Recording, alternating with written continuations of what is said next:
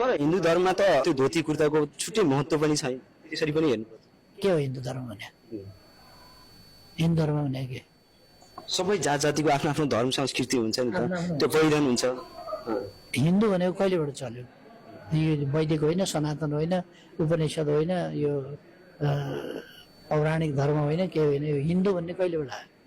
हिन्दू भनेको खास धर्मै होइन, धर्म भनेको सनातन आफ्नो पूर्वकालदेखि चलिआएको होला।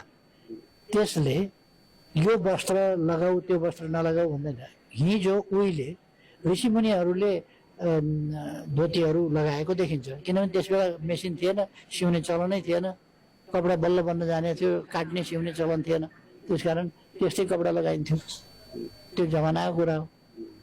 अब अहिले आएर बोक्रा युगमा अब शिवजीको पालामा त मृग चर्म बाँधेरै हिँड्ने चलन थियो।